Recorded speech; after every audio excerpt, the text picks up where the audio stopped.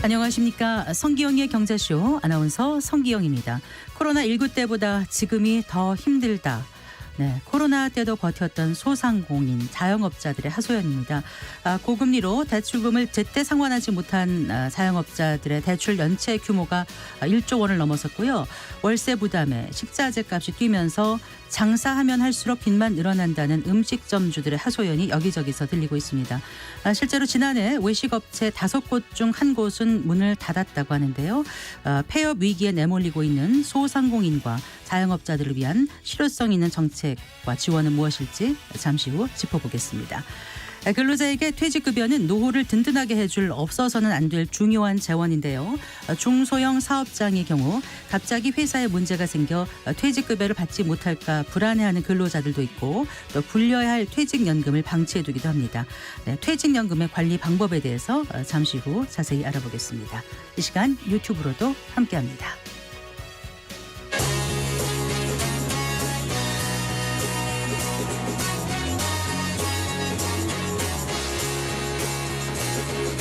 경제 시야를 넓혀드립니다. 투자의 지름길을 안내합니다. 돈 되는 정보를 발견하는 시간. KBS 1라디오 경제쇼.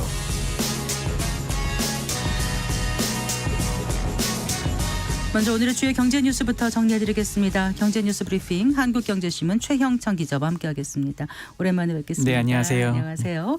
챗 GPT의 개발사죠. 오픈 AI가 새로운 인공지능 AI 모델을 공개했네요. 네, 이거 진짜 깜짝 놀랄 소식인데요.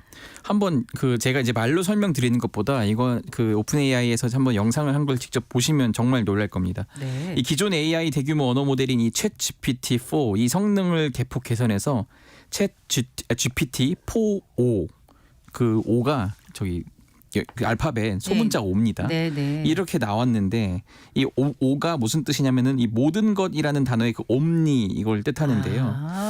네. 그동안에는 이 텍스트를 통해서 대화할 수 있었다면 지금은 이제 실시간 음성 대화를 굉장히 자연스럽게 답변을 요청하고 오고 가고 그렇게 하는 이제 모델이 나온 겁니다. 네. 예, 어쨌든 지금 음성, 텍스트, 시각물 이렇게 입력하면 이 AI가 추론하고 그 결과를 실시간으로 제공을 하는데요. 네.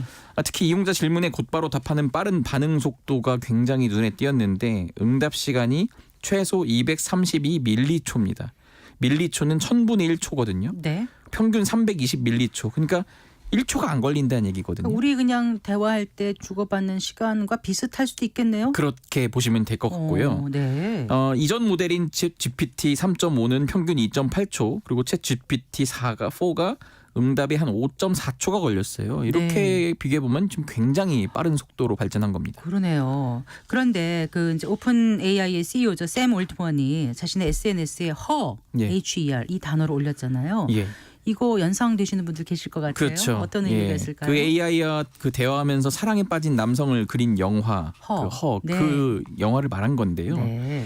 이 샘 올트먼이 이렇게 얘기했습니다. 이 영화에 나오는 AI처럼 느껴지고 또 그것이 현실이라는 게 조금 놀랍다. 인간 수준의 반응 시간과 표현력에 도달하는 것이 큰 변화다. 이렇게 직접 적었습니다. 실제로 이날 이 시연회에 참석한 엔지니어들이 GPT-4O한테 오늘 발표가 있어서 긴장했는데 어떻게 해야 될까 이렇게 물었어요. 그랬더니 깊이 심호흡을 하면 도움이 될 거야. 이렇게 답이 온 거예요. 네. 그리고 또 잠을 잘 자지 못한 친구를 위해서 잠자리 이야기를 들려달라 이렇게 하자 AI 모델이 다양한 목소리와 감정 톤을 바꿔가면서 또 이야기를 들려줬습니다. 네. 수학 문제도 심지어 풀었는데요. 어쨌든 근데 수학 문제 정답을 바로 말하지 않고 이용자하고 계속 대화를 하면서 답을 오히려 이끌어내 준 겁니다.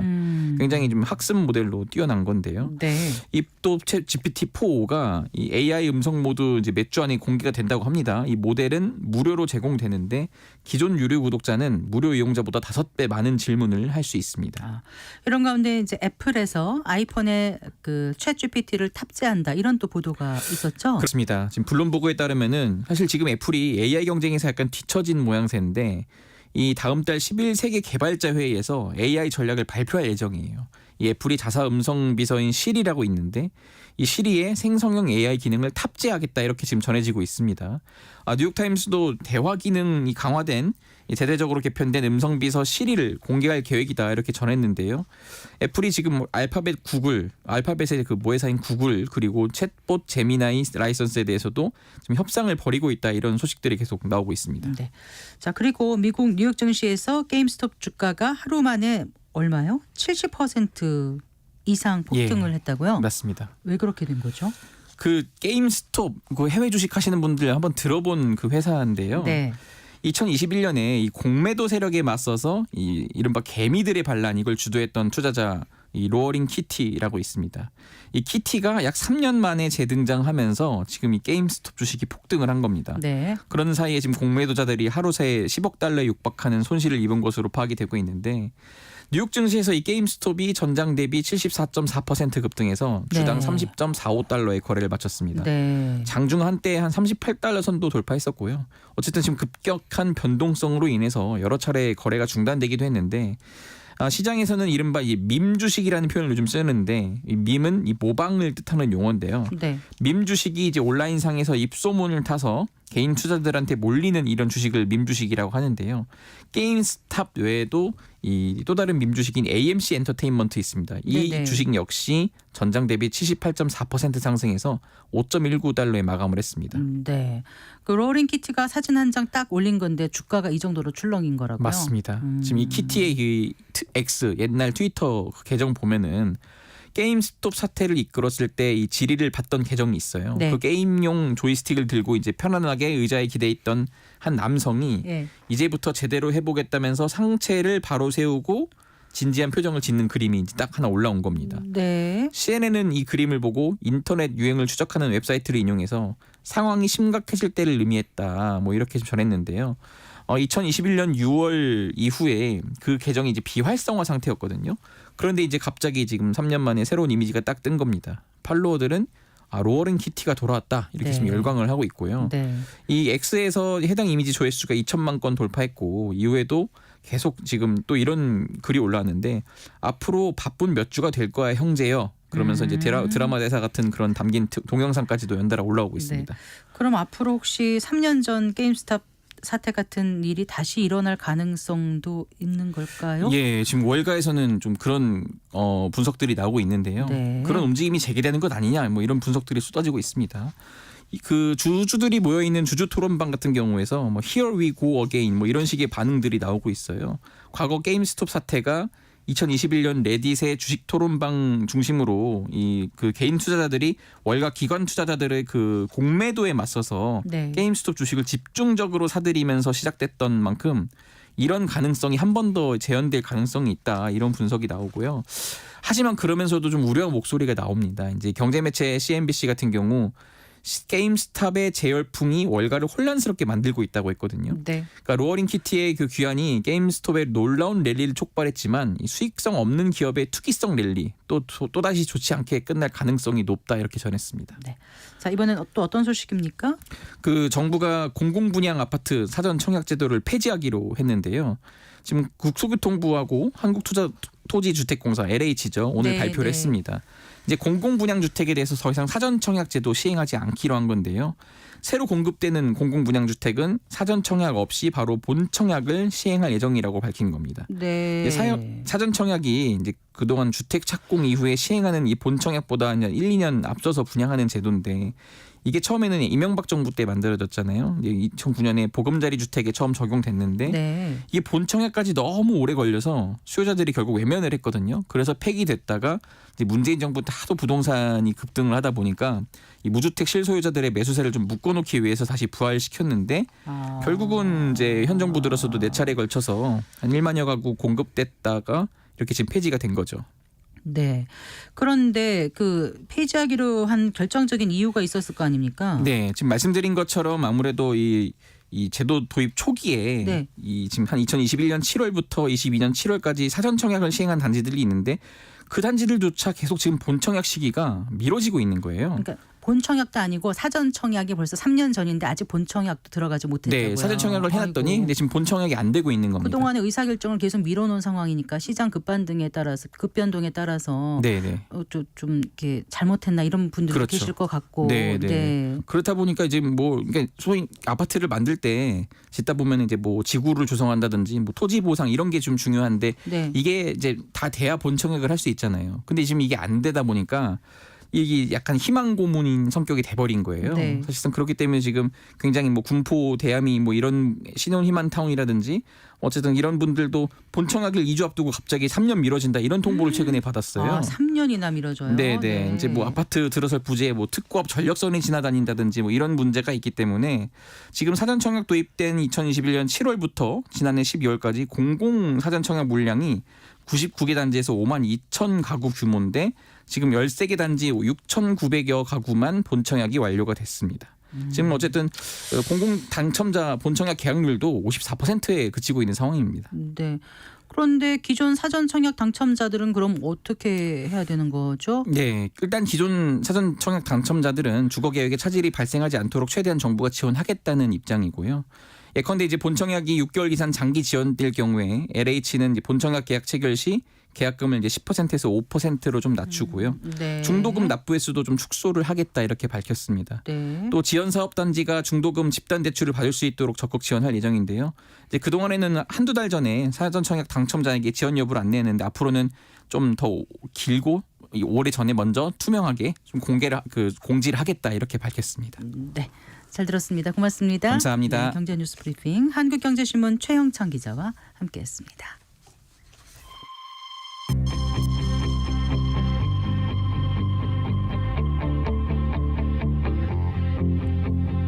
경제 전문가의 원포인트 레슨. 꼭 알아야 할 정보와 이슈를 알기 쉽게 풀어드립니다. 대한민국 경제 고수와 함께 투자의 맥을 짚는 KBS 1라디오 경제쇼. 진행의 성기영 아나운서입니다.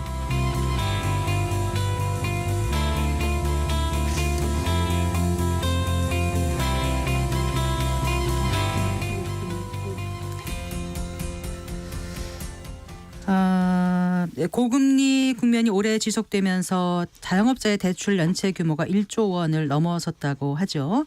국내 5대 시중은행에서 개인 사업자 대출 총액 중에서 1개월 이상 원리금을 상환하지 못한 연체 금액이 1분기 말 기준 1조 3천억 원을 넘어섰다고 하는데요.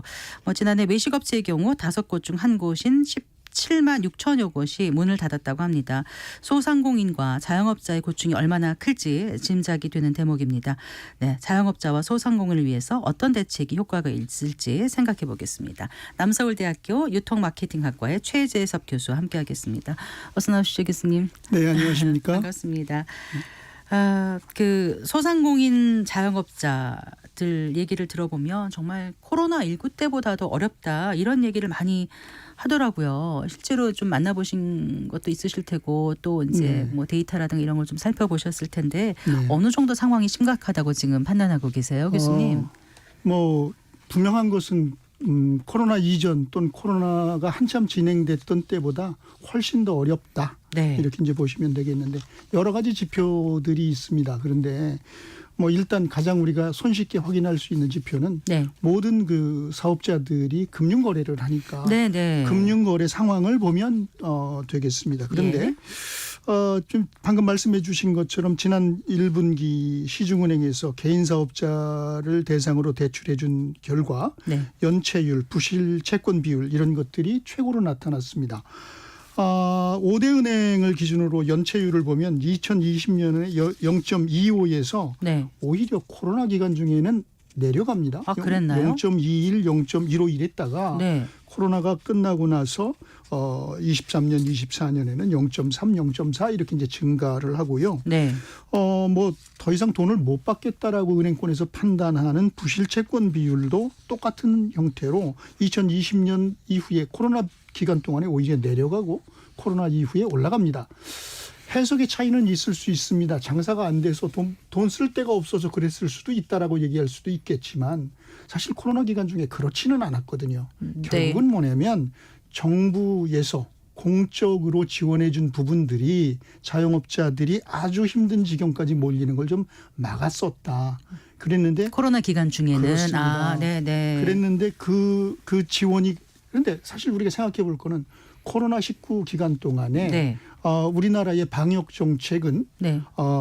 어떤 자영업자나 소상공인들의 선의에 기대어서 네. 몇 시까지 영업하지 말아달라. 네. 한 테이블에 몇 명만 앉혀달라. 이런 이야기들을 했어요. 네. 그렇게 부담을 지워줬으면 정부가 그것을 지원해 주는 것은 사실 당연한 일인데 네, 그랬기 네. 때문에 그 기간 동안에는 괜찮았던 것 같고요. 네. 그런데 사실상 그 기간 동안에 자영업자들이나 소상공인들이 매출이 떨어지고 수익이 없었기 때문에 어려운 지경이었는데 코로나가 끝났다고 그래서 2023년 이후에 그냥 광야로 내몰리다시피 하다 보니까 그러니까 이렇게 지표가 나빠진 것으로 이제 볼 수가 있는데 네네. 근데 우리가 또 하나 생각해 볼 지점이 하나 더 있습니다. 네, 이게 교수님. 뭐냐면 지금 이 통계는요. 네.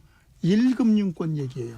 아, 네. 시중은행 얘기입니다. 네. 그런데 자영업자나 소상공인들 중에서는 뒤에서도 말씀을 드리겠습니다만 1금융권에 못 가는 자영업자 사업자들도 있고요. 네. 1금융권 가지고 부족해서 2, 3금융권으로 가는 경우도 있습니다. 거기까지 생각했을 때는 사실은 심각성이 훨씬 더할 거다. 이렇게 네. 생각해 볼 수가 있겠습니다. 소상공인 자영업자분들께서 가장 어려워하는 부분들이 뭘까요? 일단 그 정부에서 조사해 놓은 게 하나 있습니다. 네. 거기에 보면 이제 가장 그 어려운 부분이 뭐냐 그러면 이제 너무 경쟁이 심합니다. 이런 경쟁. 얘기를. 예. 네. 두 번째는 뭐 비용이 너무 많이 들어갑니다. 그다음에 세 번째는 이제 자꾸 자영업자들이 장사하고 사업하는 그 상권이 자꾸 쇠퇴해져서 장사가 안 됩니다. 뭐 이런 얘기 임차료도 네, 있고요. 네, 네. 이런 얘기인데 이걸 좀 곱씹어 볼 필요가 있습니다. 네. 경쟁이 너무 심화된다는 얘기는 자영업자가 너무 많다는 이야기입니다. 그러니까 좋은 일자리가 있어서 직장 생활하고 임금 노동자들이 될 수 있는 기회가 적기 때문에 네. 자영업을 불가피하게 해야 되고 너도 나도 그러다 보니까 경쟁이 너무 심화돼서 서로 제살 깎아먹기 하고 있는 그런 부분. 그러니까 이거는 우리 경제의 구조적인 문제를 이야기하고 있는 거고요. 네. 두 번째는 이제 비용이 많이 든다. 지금 이제 물가 오르죠. 그다음에 이자율 높아졌죠. 네, 네. 그다음에 최저임금 올라가는 문제. 그다음에 이제 우리 일반적으로 생각할 때는 그냥 최저임금만 있나 보다 이렇게 이제 생각을 하는데 자영업자들 입장에서 보면 좋은 종업원과 만나서 12개월을 열심히 일을 하면 네. 1년을 꽉 채우면 네. 한 달치 또 퇴직금을 줘야 급여를 되는 줘야 문제가 되죠. 있거든요. 퇴직급여. 예. 이런 여러 가지 제도적인 부분들에서 네. 자영업자들한테는 좀 어려운 환경을 많이 제공을 하고 있죠. 네. 그리고 이제 상권이 쇠퇴했다는 얘기는 뭐냐면 자영업자들이 물론 젊은 자영업자들도 있지만 연로하신 자영업자들 같은 경우에는 지금 이런 디지털 환경이라든가 중국에서 C커머스가 막 넘어오는 이런 맞아요. 환경이라든가 네, 네. 이런 어려운 환경에 적응을 못하다 보니 경쟁력이 좀 부족해졌다. 네. 근데 그럼에도 또 불구하고 이분들이 어려움을 느끼는 건 뭐냐면 대안이 없어요. 정말 장사 안 되고 장사하기 싫다고 그래서 그러면 문을 닫으면 어떡할 거냐. 그것도 쉽지 않다면서요. 그것도 어렵지만 네. 만일에 그렇게 해서 뭐 폐업을 했다 한들 네. 먹고 살아야 하니 그렇죠. 또 다시 창업을 합니다. 울며 겨자 예, 먹기로. 회전문 창업을 하죠. 네. 이런 문제들, 그러니까 우리가 지금 이 자영업자 문제들, 우리 전체적인 어떤 그 임금 노동자들이 한 2,800만, 2,900만 되면 네. 그 중에서 500만, 600만 가족까지 자영업자 비율이 우리가 한 자영업자 비율이 한 5, 600만 됩니다. 네네. 그런데 이것이 사회적인 구조로 자리 잡고 있다는 것을 정부와 정책이 좀 자각을 해줬으면 하는 그런 생각입니다. 네. 요즘은 이제 코로나 이후에 좀 문화도 많이 바뀌어가지고요. 네. 음식점 같은 경우는 좀 늦게까지 먹는 사람도 없고 네. 2차도 별로 안 가고 회식도 안 하고 여러 가지로 좀 많이 어렵다고들 하실 수밖에 없는 그런 환경인 것 같습니다. 네, 그렇습니다. 그런데 이제 아까 그 채무에 대해서 말씀을 해주셨는데 네. 그 소상공인이나 자영업자의 그 채무의 질이 악화되는 것도 문제라면서요. 일단 제가 그 자료를 네. 네. 그 연체가 발생한 상환 위험 차주의 전체 보유 대출 규모가 네. 4년 사이에 거의 2배. 네, 위에서 제가 나- 언급을 아. 해드렸습니다. 제가. 네, 네. 그렇게 늘어나고 있고. 자영업자들이 금융기관 대출한 것이 코로나19 사태 이후에 4년 동안에 네. 전체 총액으로 봤을 때 50%가 올라갔어요. 네. 특히 이미 연체가 이어져서 네. 상환을 더 이상 할 수 없다라고 한계가 드러난 경우를 보면 네. 자영업자 전체 대출이 그 이전에 비해서 2배 정도로 부실 규모가 커졌다 이렇게 이제 볼 수가 있죠. 네. 그래요. 자, 윤석열 정부가 제1호 공약으로 내세웠던 게 소상공인이나 자영업자 살리기였던 걸로 기억하는 분들 계실 텐데 네. 어떤 게 있었어요, 교수님? 혹시 좀 짚어주실 수 예, 있나요? 있었습니다. 제가 있었습니다 이렇게 있었습니다. 네. 말씀드리는데 네. 그런데 그 정부 출범한 지 한 2년이 됐는데 어떤 일을 했는지는 잘 모르겠습니다. 아, 그런가요? 일단 1호 공약으로 소상공인 자영업자 살리기를 했는데 그동안 네. 명시적으로 눈에 보이게 했던 것은 2024년 1월에 와서 중소벤처기업부가 코로나19 당시에 손실보상금을 정부에서 영세장인들한테 자영업자들한테 지불을 했거든요. 네, 네. 그때 당시에 이제 많은 분들 지금 2024년 1월이라 그러셨나요? 지불해 준 거는 코로나 기간 동안이었고요. 네. 그랬는데 그때 당시에 자영업자들에게 손실 보상을 해주겠다고 했는데 그걸 정산을 해서 당신은 얼마를 손해를 봤으니 얼마를 지불을 해주겠다라고 네, 얘기하면 네. 너무 늦어지니까 네. 중소 영세장인들이 살아남기가 어려우니까 일단 일정량의 손실 보상을 먼저 해주고 네, 나중에 정산을 하자고 했었어요. 그랬었군요. 예. 네, 네. 그랬는데 그것을 그러면 어떤 사업자가 600만 원을 지원을 받았는데 네. 정산을 해보니 네. 700만 원 손실이 났으면 100만 원을 더 줘야 되고 네. 500만 원밖에 손실이 안 났으면 네. 100만 원을 환수를 해야 하는데 네. 그거를 환수를 하지 말자라고 하는 그 정책을 네. 지난 1월 2일 날 일단 국무회의에서 의결을 했습니다. 올해 1월에요. 예. 그런데 네. 아직까지 진행은 되고 있지 않기 때문에 네. 그래서 제가 아까 말씀드린 게 1월 2일 얘기를 한 게 아직까지 어떻게 되는지는 더 지켜봐야 되겠다. 그리고 이제 그 총선 전에 민생 토론하면서 함께 뛰는 중소기업, 소상공인 뭐 이런 행사들을 했는데 이번 총선 전에 그렇습니다. 말씀하시는 거죠? 네. 그러면서 주로 은행권에서 좀 이자를 좀 깎아줘라. 네, 또는 네. 이자 받는 걸 좀 유예를 해줘라. 네. 그리고 이제 뭐 아까 이제 우리 소상공인들 자영업자들이 다중채무자들이 많다 그랬는데 네, 네. 이자율이 높은 곳에서 대출 받은 거를 네. 1금융권 이런 정도에서 좀 대환을 해줘라. 예, 뭐 예. 이런 등등의 정책들을 언급은 했습니다. 그런데 아직까지 어떻게 진행할 것인지는 알려진 바가 없어서 네. 제가 아까 모두에 말씀드릴 때 1호 공약이 있기는 있었습니다. 그렇게 얘기를 했는데 네. 저는 네. 자영업자 소상공인들을 지지하는 입장에서 이 정책들이 잘 진행이 되기를 그렇게 바라고 기대하고 있습니다. 맞습니다. 사실 우리 집은 자영업 아니야. 뭐 상관없어. 이렇게 할 게 아니라 아까 네. 5,600만 명이면 그래도 친지나 뭐 형제 중에서 이렇게 하는 사람들이 꽤 있다는 얘기거든요. 네, 우리 주변에 네. 늘 있죠. 한두 네. 사람 꼭 있습니다. 네. 그전에도 이제 정부 정책이 소상공인들에게 집중돼야 된다 이런 지적이 참 많이 있었는데도 네. 불구하고 매번 이렇게 문제가 해결이 되지 않고 지금 점점 더 벼랑 끝에 내몰리는 그런 힘든 상황인 거를 보면은 네. 뭔가 충분히 마련이 안 됐던 건가요? 어떻게 보세요, 교수님? 조금 깊이 들어가도 되겠습니까? 그럼요. 말씀해 주세요. 네. 경제학적인 관점에서 이렇게 보면은요, 경제 굉장히 심플합니다. 한 4가지 요소로 구성이 돼 있죠. 소위 소비자들이 많이 소비를 해줘야 되고, 네. 기업들이 경기가 좋아서 많이 투자를 해줘야 되고, 그렇죠.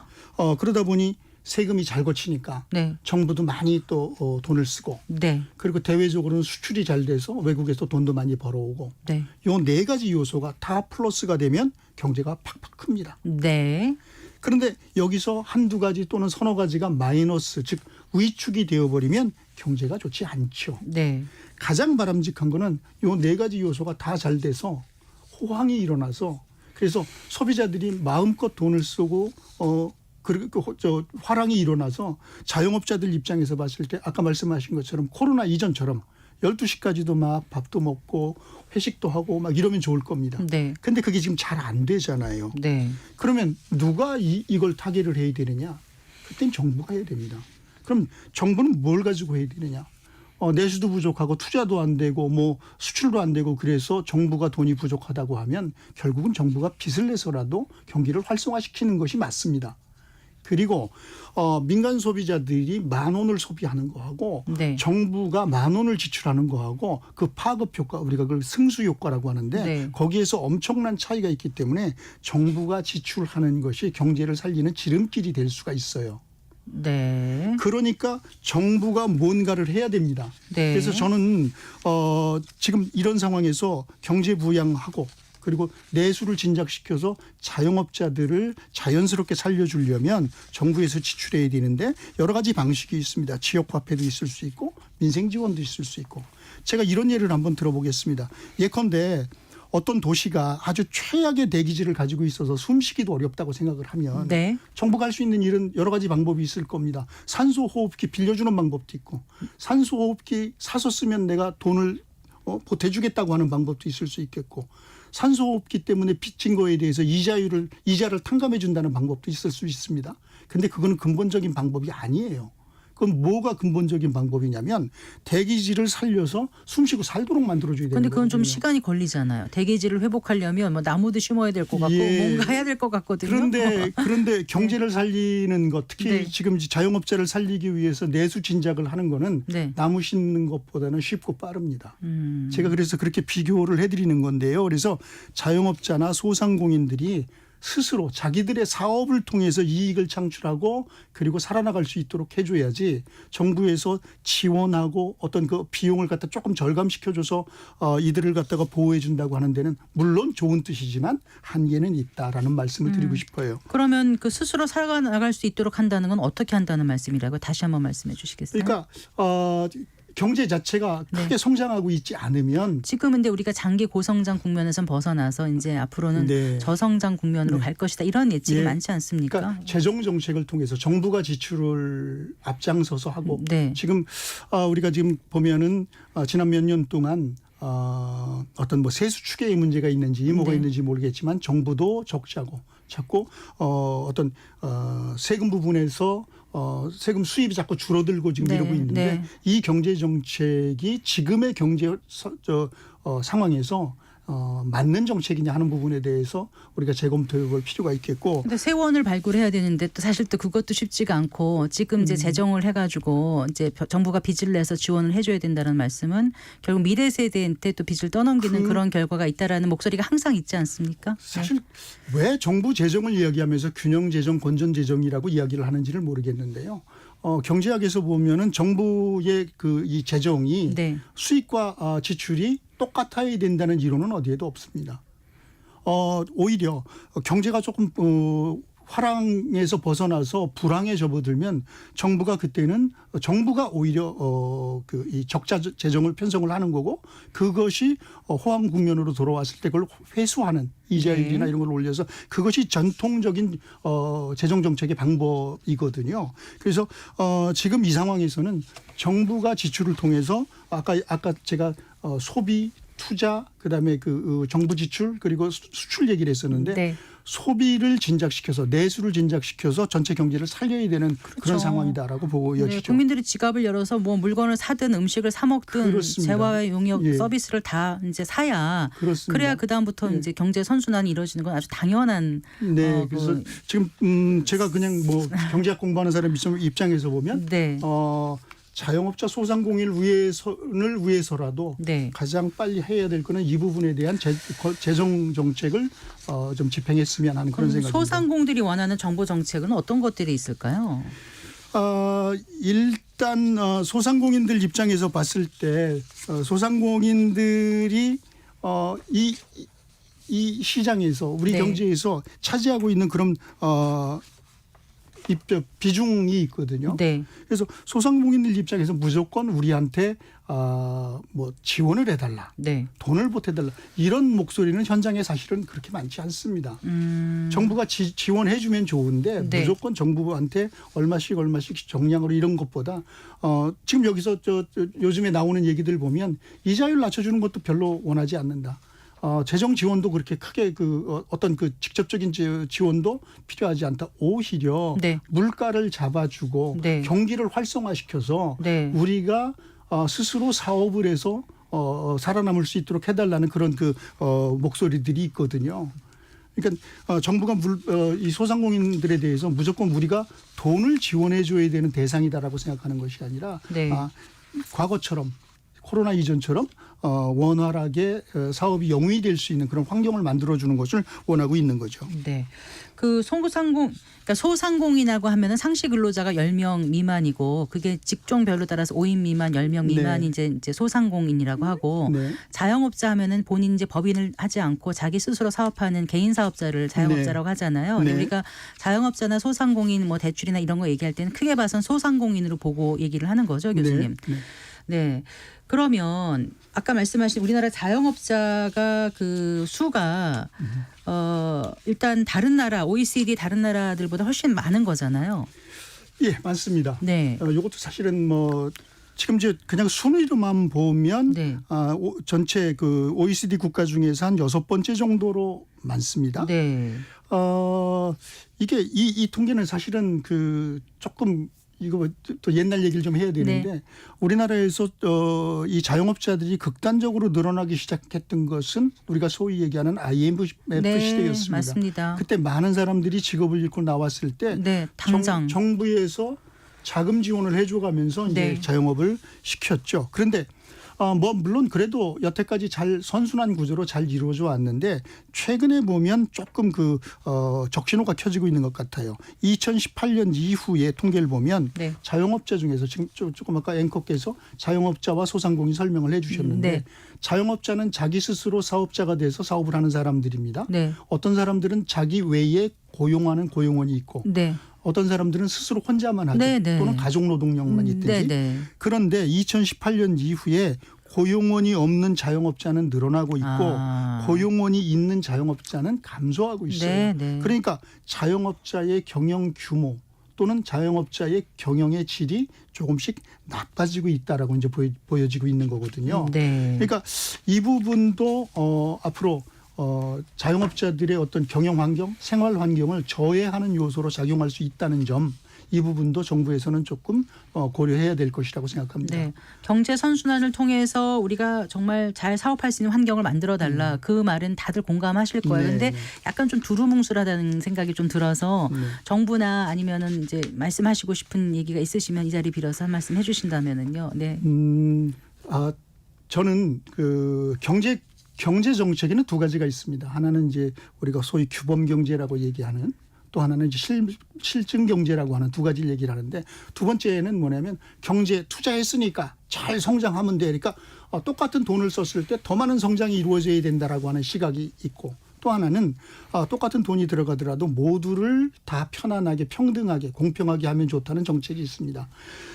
자영업자들을 보는 시각은 저는 두 번째 따뜻한 시각이었으면 좋겠어요. 자영업자들이 우리 사회에서 조금 생산성은 낮은 그런 이 경제 집단이라고 하더라도 우리 경제에서 차지하고 있는 비중은 절대로 무시할 수가 없고요. 그럼요. 네. 또 그들이 감당하고 있는 기능, 소위 사회 경제에서 거래, 그다음에 유통, 물류 등등에서 그들이 참여하고 있는 그 부분을 생각하면 네. 절대로 간과할 수 없기 때문에 네, 네. 경제 정책을 하시는 분들 입장에서 소상공인들, 자영업자들이 스스로 살 수 있도록, 잘 살 수 있도록 여건을 조성해 주는 그런 역할들, 그런 정책들을 좀 많이 만들어냈으면 좋겠습니다. 네. 다음 기회에 또 다시 또 말씀 청해 듣겠습니다. 잘 들었습니다. 네, 감사합니다. 네, 감사합니다. 네. 남서울대 유통마케팅학과의 최재섭 교수였습니다.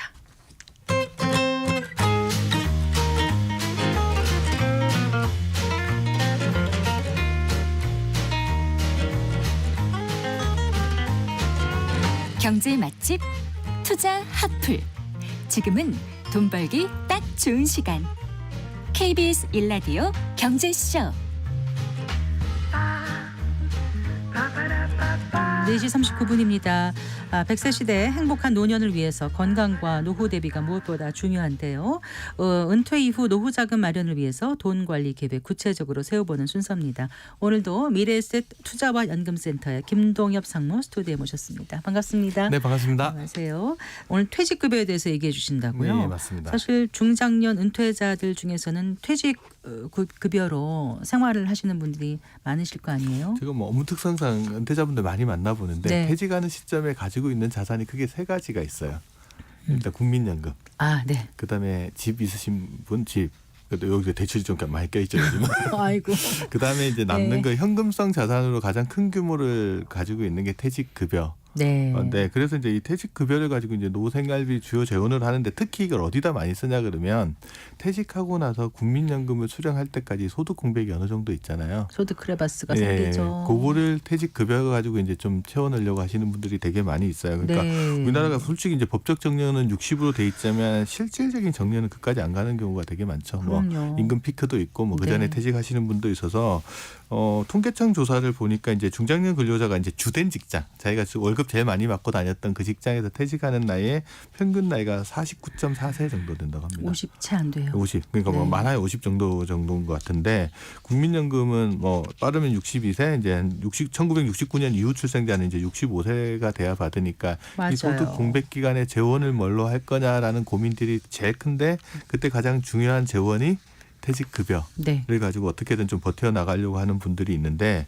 문제는 뭐냐 그러면 이 기간 동안 퇴직급여를 받아가 잘 생활을 해야 되는데 이 불안기가 좀 문제가 발생을 할 수가 있습니다. 회사 경영이 어려워지면 퇴직금을 지급하지 못하는 회사 또는 사실상 미루거나 회사가 부도거나 뭐 어쩔 수 없이 못 주는 회사들이 생겨나면 네. 그 근로자들의 노후상까지 같이 문제가 되는 경우들이 그렇죠. 생기죠. 네.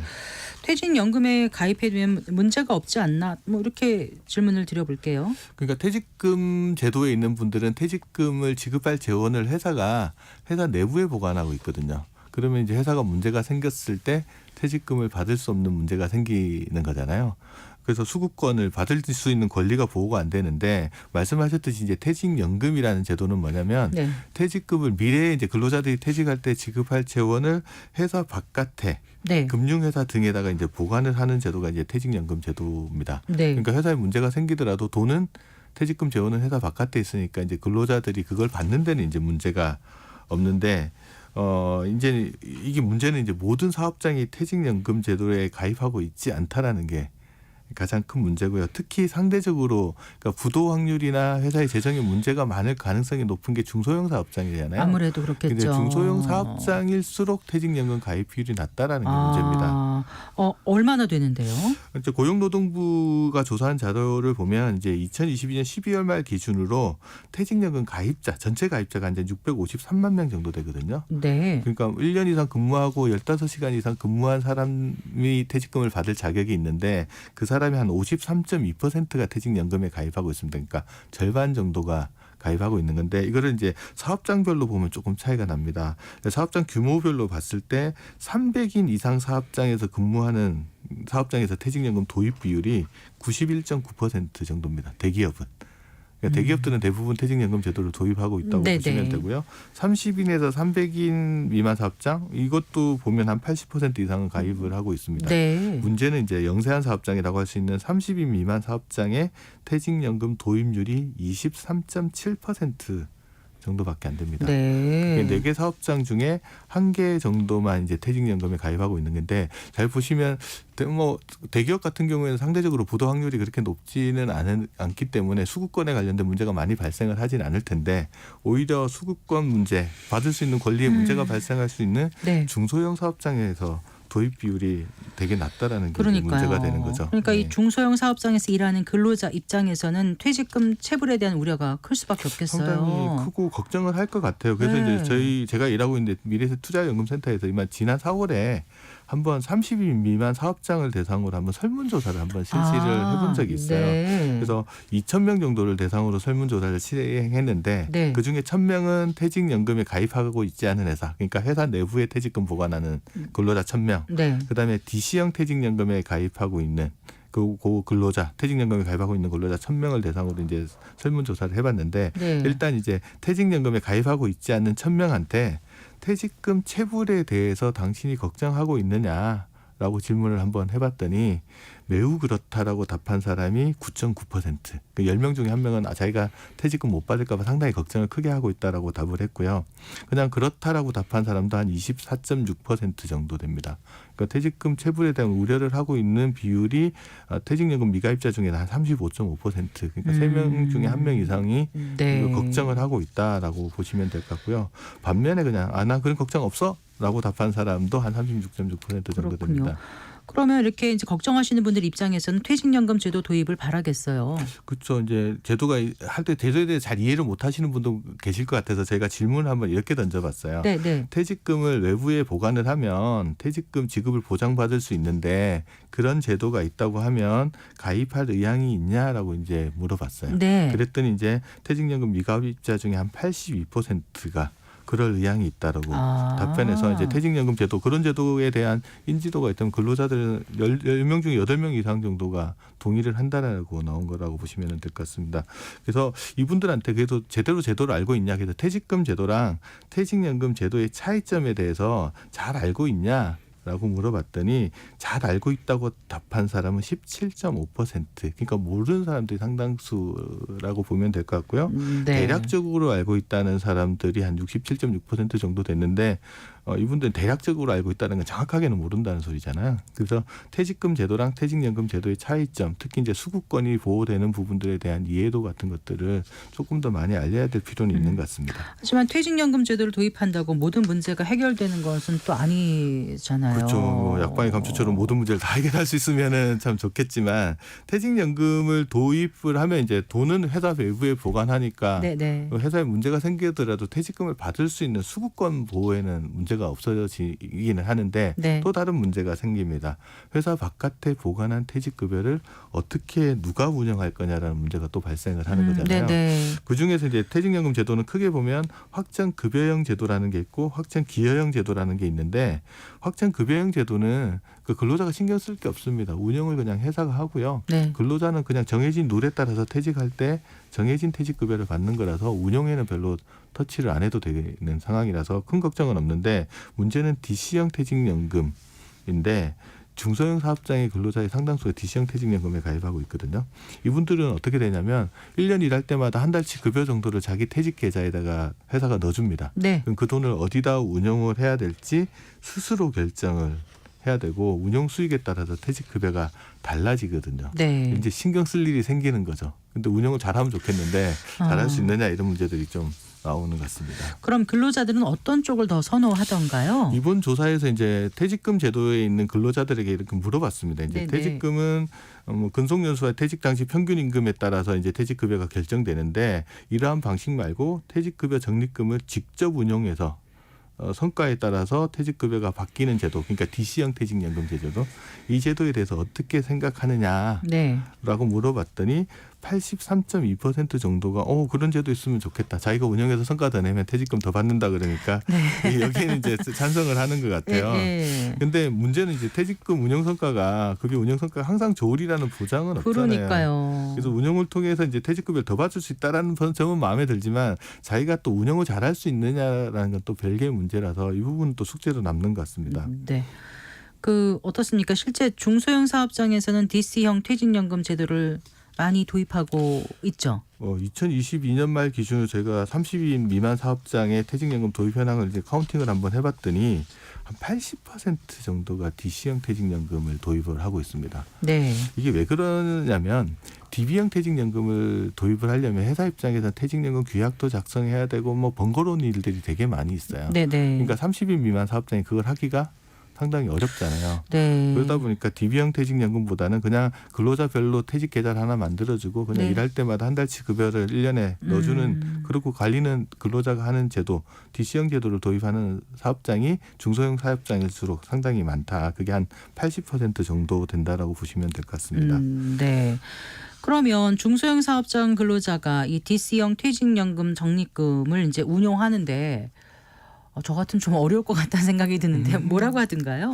일단은 운영을 할 때 투자 경험도 많고 네. 투자 역량도 되고 그 투자에 쏟을 시간도 충분하다면 이제 별 문제가 없겠지만 네. 중소형 사업장들 중에 뭐 사무직들이야 PC랑 또 상당히 접근해 있으니까 정보 네. 획득도 되게 쉬운데 네, 네. 일하는 기간 동안 그거 못하는 분들도 되게 많으시거든요. 그래서 상당수 사업장들이 투자 경험, 역량, 뭐 투자에 쏟을 시간 자체가 많지 않은 경우들이 많습니다. 그래서 이번 설문조사를 하면서 이제 DC형 퇴직연금 가입자한테 특히 30 미만 근로자 1,000명한테 뭐를 물어봤냐면 DC형 퇴직연금을 운영할 때 뭐가 가장 어렵냐? 네. 라고 물어봤더니 1등으로 나온 게 뭐냐 그러면 투자 정보와 지식이 부족하다. 그럴 것 같아요. 그리고 네. 그걸 정보를 어디서 얻는지 잘 모르는 게 답변 중에 한 46.9%. 네. 그러니까 정보를 어디서 얻고 뭐 어떻게 해야 되는지 잘 모르겠다는 답변이 많았고요. 또 어떤 게 두 번째 있었어요? 답변으로는 시간적인 여유가 부족하다. 아, 이게 한 17.4%가 있습니다. 네. 저도 직장 다녀서 봐서 알겠지만 꼭 뭐 운영 지시하고 주가가 올라갈 것 같은 날에 꼭 출장을 가거나 일을 시키는 경우들이 많아서 네, 네. 이게 집중해서 뭐 하기가 어렵잖아요. 일도 하면서 투자에 네. 쏟을 시간이 그렇게 많지는 않거든요. 그리고 또 네, 또 어떤 게 있었어요? 그러고 답변으로? 나서 이제 뭐가 문제냐면 너무 많은 상품이 있어서 뭘 해야 될지 모르겠다. 그것도 참 힘들더라고요. 이게 선택의 역설이라고 하는데 네. 실질적으로 퇴직연금에 투자할 수 있는 상품들이 너무 많다 보니까 그중에 뭘 해야 될지 사실 고르기가 쉽지 않거든요. 선택지가 좁으면 오히려 편한데. 그렇죠. 너무 보통 이제 넓으니까. 선택지를 한 대여섯 개 정도 줬을 때가 오히려 선택을 많이 한다 그러거든요. 예. 근데 너무 많아서 선택하기가 좀 힘들다. 그다음에 마지막으로 또 좋지 않은 운용 성과가 좀 걱정이 된다라는 답변도 한 9.8% 정도 돼서 이런저런 문제가 좀 운영하는데 어려움은 있는 것 같습니다. 네. 자, 확정 기여형이죠. 예. DC형 퇴직연금 가입자는 그러면 보통 어느 정도 수익률을 기대하고 있던가요? 그런 저도- 설문조사도 있었습니까? 예, 이번 설문에 그것도 한번 물어봤거든요. 그래서 저는 좀 수익을 많이 크게 기대할 거라고 생각했는데 생각보다 그렇게 높지는 않게 나와서 그래요? 그것도 좀 놀랐습니다. 이번 설문에 응답한 1,000명 중에 물어봤더니 38.8% 정도는 한 3에서 5% 정도 수익을 네. 기대한다라고 예. 답을 했습니다. 이 정도면 이제 정기예금이나 그보다 조금 나은 정도 수익이잖아요. 그거를 기대한 사람이 한 38% 정도 되고요. 5에서 7% 수익을 기대한 사람이 한 24% 정도. 네. 7% 넘는 고수익을 기대하는 사람은 한 12.3%에 불과했고요. 네. 저 이거 보고 되게 좀 재밌겠다고 생각을 했는데 손실만 안 나면 된다. 저도 여기다 동그라미 쳤을 것 같아요. 왜냐하면 퇴직금이니까 네. 그냥 원금은 남아 있어야 될 것 같아서. 그래서 절대 손실을 보고 싶지 않다라는 답변인데 이게 24.9%라서 중소형 사업장 근무하시는 분들 중에 상당수가 원금 보장 욕구가 네. 상당히 크다. 네. 수익에 대한 것보다 원금을 지키고 싶은 생각이 보수적으로 좀 있습니다. 안정적으로 퇴직금에 대해서는 생각들을 하기 때문에 아마 그렇습니다. 이런 답이 나오지 않았을까 이런 생각을 합니다. 근데 이제 근로자가 직접 운영하기보다 전문가가 좀 대신 운영해주면 낫겠다 이런 분들도 꽤 될 것 같아요. 그렇죠. 이제 실질적으로 자기가 뭐 운영할 역량이나 시간이나 이런 게 다 많지 않으면 뭐 전문가가 해줬으면 좋겠다라는 생각도 있을 것 같아요. 그래서 퇴직금 제도하에 있는 근로자 1,000명 중에 83.2%가 퇴직급여를 운영 성과에 반영하는 제도에 좀 긍정적이라고 답을 했는데 이들에게 퇴직급여 적립금을 누가 운영하면 좋겠냐? 네. 내가 직접 하는 게 좋냐? 아니면 전문기관에다가 위탁하는 게 좋냐라고 물어봤더니 전문 운용기관에 위탁하는 것을 선호한다는 답변이 한 64.3% 정도 상당히 높게 나왔습니다. 네. 스스로 운영한다는 걸 선호한다는 분들은 한 21.5% 정도 나와서 이거 잘만 운영할 수 있다면 위탁 운영하는 거에 대해서도 그렇게 거부감은 없는 거라고 보시면 될 것 같고요. 네. 그 중소형 사업장이 DC형 퇴직연금 가입한 근로자한테 퇴직연금 운영을 전문 운영기관에 위탁하는 게 대해서 어떻게 생각하느냐라고 물어봤더니 이번에도 매우 긍정적이라는 답변 한 7.4%, 7.3? 네. 긍정적이다가 한 37.3% 정도로 나왔습니다. 이 둘 합치면 한 44.6%가 뭐 전문 운영기관에다가 맡기는 것들도 괜찮다. 네. 반면 부정적인 답변도 한 11.1% 정도 나왔습니다. 그럼 전문으로 운영해주는 기관이 어떤 곳이 있죠? 현재 이제 DC형 퇴직연금 대형 사업장에서는 안 되는데 네. 상시 근로자가 30인 이하인 중소형 사업 근로자한테는 네. 푸른 씨앗이라는 제도가 있습니다. 이게 중소기업 퇴직연금 기금 제도라고 하는 건데 네. 이거 뭐냐면 근로복지공단에서 기금을 운영해 주는 제도입니다. 거기서 여기 푸른 씨앗을 선택하면 거기서 직접 전문 운영기관에다 맡겨가지고 운영을 하니까 근로자 입장에서는 크게 신경 쓸 일은 없고요. 달라지는 거는 크게 없습니다. 그냥 회사에서 1년 일하면 한 달치 급여 퇴직 계좌에 넣어주는 건 동일하고요. 네. 대신 또 지원이 있습니다. 푸른 씨앗에 가입하면 근로자 사용자 모두한테 부담금의 한 10% 정도를 추가로 지원해 주는 부분들이 있어서 네. 그런 장점도 있습니다. 자, 마무리해 주세요. 어떤 끝으로 당부 말씀 같은 것도 있을 것 같아요. 퇴직급여는 근로자 본인의 돈이잖아요. 예. 그래서 본인이 조금 더 관심 가지고 운영을 해야지 된다. 내 돈이라는 생각을 가지고 좀 운영을 했으면 좋겠습니다. 네, 잘 들었습니다. 고맙습니다. 네, 감사합니다. 네, 김동엽 미래에셋 투자와 연금센터 상무와 함께했습니다. 마칠 시간입니다. 성기영의 경제쇼 오늘 순서 여기까지입니다. 저는 아나운서 성기영이었습니다. 고맙습니다.